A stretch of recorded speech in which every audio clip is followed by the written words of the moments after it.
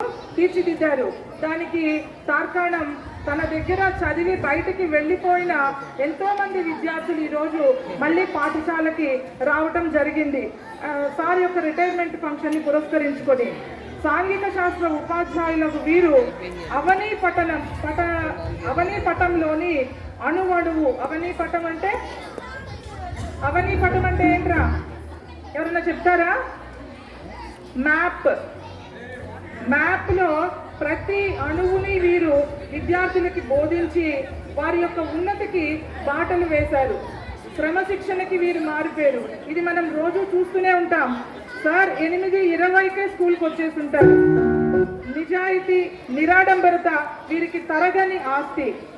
నిత్య విద్యార్థి. ఒక చిన్న ఎగ్జాంపుల్ నేను ఇక్కడ మీతో షేర్ చేసుకోవాలనుకుంటున్నాను. ఏంటంటే మనకి ఐఎఫ్పి బోర్డ్స్ వచ్చినాయి. ఈ ఐఎఫ్పి బోర్డ్స్ వచ్చినప్పుడు ట్రైనింగ్ ఇచ్చారు.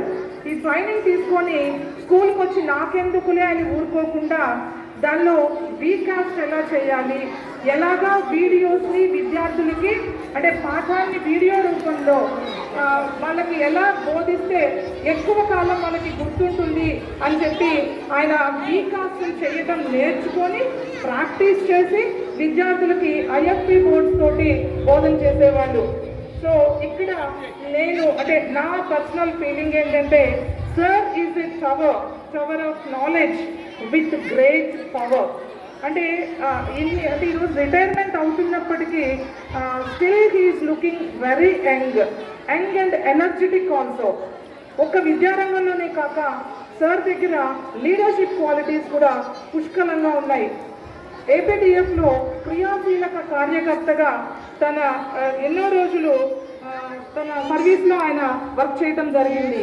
అంతేకాకుండా కాంప్లెక్స్ మీటింగ్స్లో కాంప్లెక్స్ సెక్రటరీగా కూడా సమర్థవంతంగా కాంప్లెక్స్ మీటింగ్స్ని కండక్ట్ చేసి తమ లీడర్షిప్ క్వాలిటీని ఆయన ప్రూవ్ చేసుకోవడం జరిగింది. అంతేకాకుండా ఇక్కడ నిన్నటి నుంచి సార్ వాళ్ళ బాబు వచ్చి ఈ కార్యక్రమాలన్నీ అంటే ఎలా జరుగుతోంది చూసి సజెషన్స్ ఇచ్చి తను కూడా ఈ అరేంజ్మెంట్స్ అన్నింటిలో పాలు పంచుకోవటం చూస్తే ఇవన్నీ చేస్తుంటే సార్ కళ్ళల్లో ఒక మెరుపుని నిన్నటించి నేను చూడటం జరిగింది. అప్పుడు నాకు మనసులో ఒకలాంటి ఆనందం కలిగింది.